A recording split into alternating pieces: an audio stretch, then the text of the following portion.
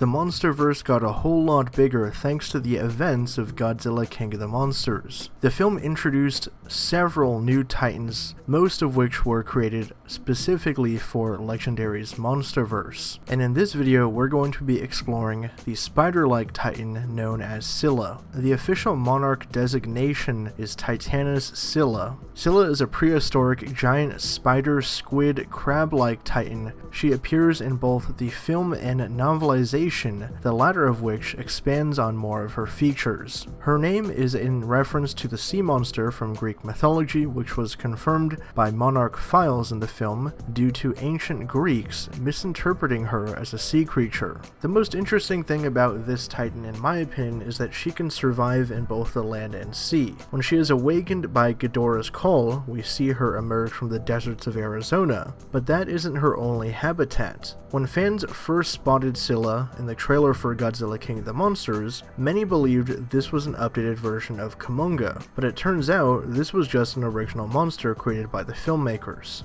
In terms of appearance, Scylla has a brownish-black coloration with 6 very long legs that are double-jointed and ending in massive claws, and as seen in the film, these legs can puncture solid rock and other fortified structures. Unlike most spider creatures though, Scylla only has 2 eyes, and features squid-like tentacles surrounding her head. This is likely what allows her to survive underwater. Now, as for Scylla's role in King of the Monsters, she is like many of the other titans. When she hears Ghidorah's call, she answers and begins to hunt on his command, and that's what later brings her to travel to Boston. Like most of the other titans though, she arrives too late to witness Ghidorah while he's still alive, and appears to bow before Godzilla alongside Rodan, Methuselah, Behemoth, and the other titans, recognizing him as her new alpha. Now here's where things get interesting though. During the film's credit sequence, we get more clarification on the Titan's whereabouts, and it's reported that Scylla has left humanity and is residing in a lake. The reports claim that she's helping to slow down ice melting in Antarctica, which will in turn help with the rising sea levels.